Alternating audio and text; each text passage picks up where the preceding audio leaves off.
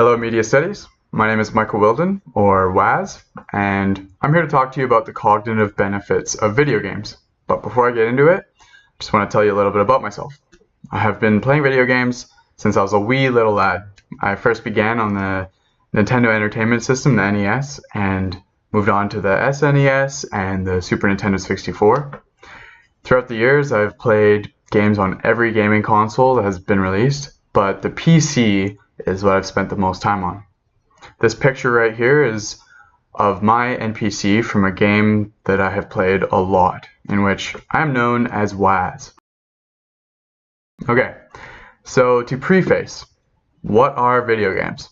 My definition of video games is that they're generally considered a fun leisure activity that offers players an interactive and rewarding escape from reality.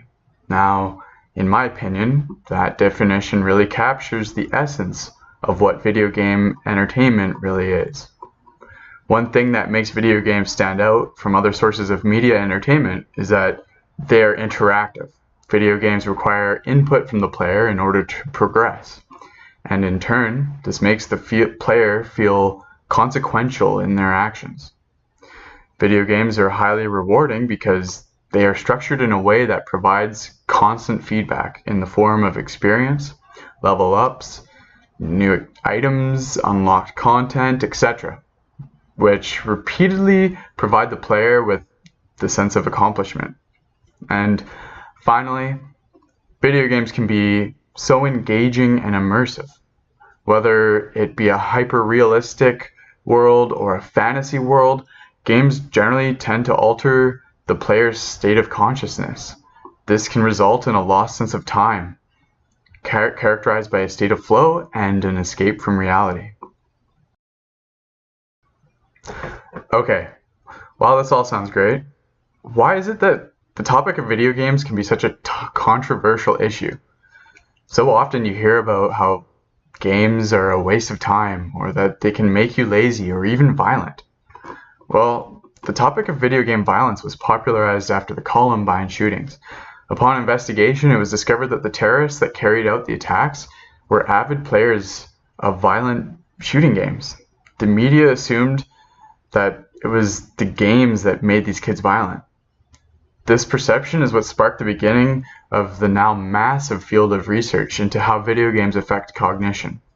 The general consensus in the literature now is that video games in fact do not make you violent, and in some studies it has been shown that violent video games, especially ones that require teamwork, can actually lead to higher rates of pro-social behavior. This leads me to the main topic of this presentation. What are the positive effects of playing video games? Specifically, are there any benefits to cognition, or in other words, can video games actually make you smarter? Multiple studies have compared gaming populations to non-gaming populations. They found that, on average, experienced gamers score better on measures of problem solving, reaction time, hand-eye coordination, memory, attention and concentration, brain processing speed, and multitasking. However, it is super important to note that this does not prove that video games make you smarter or that they produce benefits to cognitive ability. These studies are comparative and correlational in nature, and correlation does not imply causation. To get an understanding of the real effect of video games on cognition, we need to look at video game training studies on participants that have never played video games before and compare the results of them playing over an extended period of time to a control group who, for example, just watched TV for the same amount of time. The first topic we're going to talk about is vision. Most of the early research into the benefits of video games was done on action games because they generally require large amounts of visual attention and fast reactions. Additionally, the effect on vision is arguably less complex than studying something multifaceted like, say, decision making. In these studies, non-gamers played action games over the course of a few weeks to months, and results were compared to a control group. It was found that action game training can increase contrast sensitivity, which is the ability to recognize minute differences in contrast. Also, spatial attention, which is the ability to focus on specific stimuli in a visual environment, and benefits to the ability to locate objects in the visual field were observed, and improvements were shown to visual spatial working memory, the amount of things you can keep in your immediate visual memory. Pretty interesting. A study by Kuhn et al. Looked at the effects of playing Super Mario 64. Participants played for 30 minutes a day, every day for 2 months. Structural MRI images were taken before and after training, and the results showed significant increases to gray matter volume in areas related to memory formation, spatial navigation, fine motor skills, and strategic planning. Attention.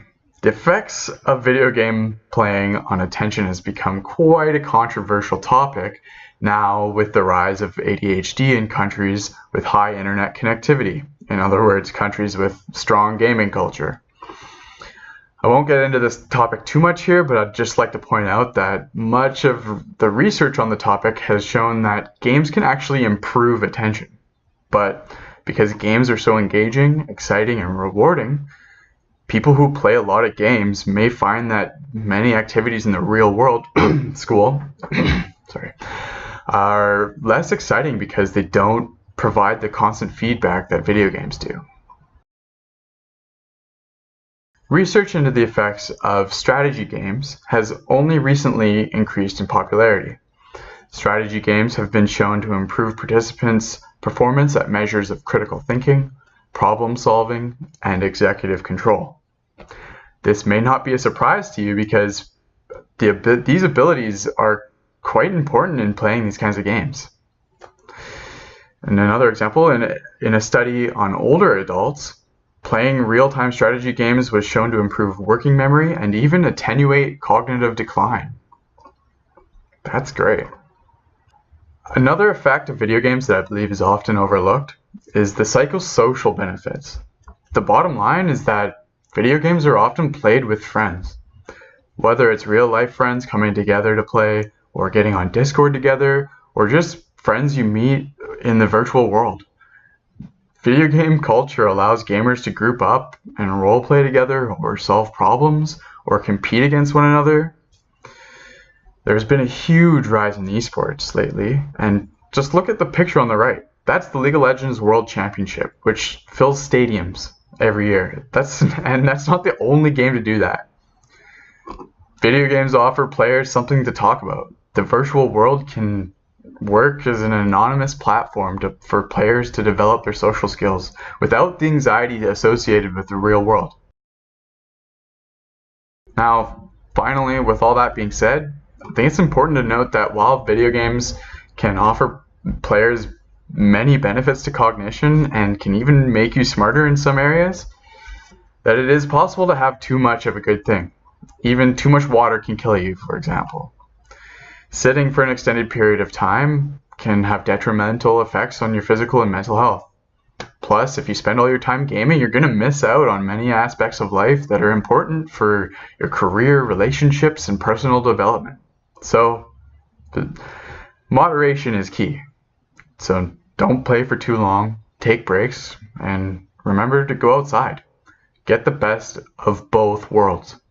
Thank you.